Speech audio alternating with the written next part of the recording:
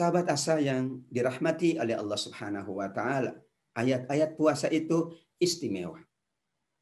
Yang pertama, hanya ayat puasa yang Allah himpun dalam satu surat secara berurutan. Ini takhsis ayat as-siyam.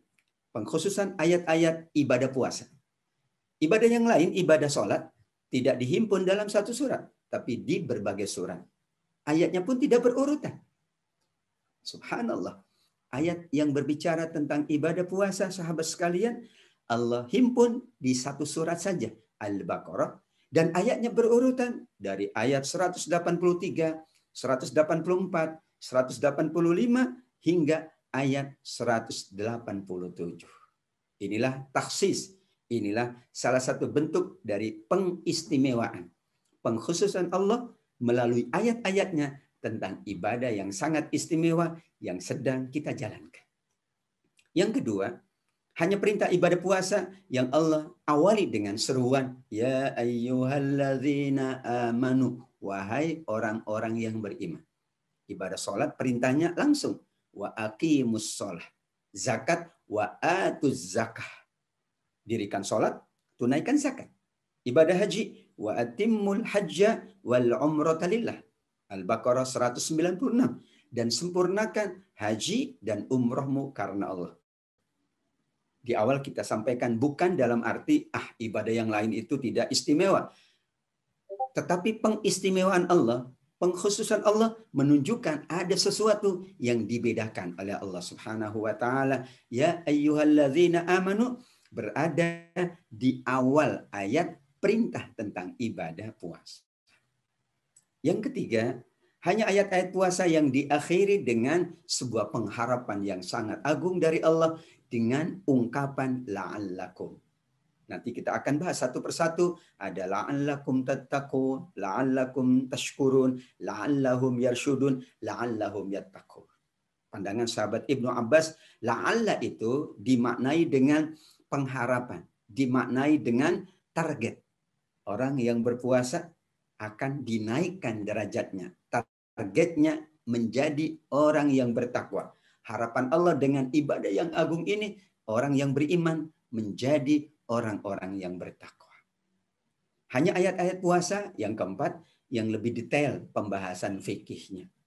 Bisa kita katakan pembahasan fikih yang lebih rinci adalah fikih puasa berdasarkan ayat-ayat Al-Quran. Fikih sholat lebih banyak berdasarkan hadis-hadis Nabi. Bahkan Nabi mengingatkan, "Sallu kama ra'aitumuni usolli." Sholatlah kalian seperti kalian melihat aku sholat. Namun ibadah puasa, taksisnya, pengistimewaannya, pengkhususannya lebih detail, lebih rinci. Fikih-fikih puasa disebut langsung oleh Allah di dalam ayat-ayat Al-Quran. Dan yang terakhir, ibadah puasa, waktu pelaksanaannya paling lama dibanding ibadah-ibadah yang lain. Bisa dibayangkan 1 bulan. Ayyamam ma'dudan. Yang ditafsirkan di awal ayat 185, Syahrul Ramadan. Waktunya sudah paling lama 1 bulan. Dan tidak hanya siang hari kita beribadah, tapi malam hari pun beribadah. Karena nanti ada ibadah-ibadah malam. Ada sholat malam, ada itikaf, ada mencari Lailatul Qadar di malam hari. Karena Lailatul Qadar berakhir pada salamun hiya hatta matla'il fajr. Siang harinya beribadah, malam harinya beribadah. Dan itu berlangsung selama 1 bulan penuh. Dan Allah pilih bulan yang paling mulia, Ramadan, untuk kewajiban ibadah puasa ini. Dan satu-satunya bulan yang Allah sebut di Al-Quran hanya bulan Ramadan, Syahrul Ramadan alladzi unzila fihi al-Quran. Bulan Syawal tidak ada atau tidak disebut di Al-Quran.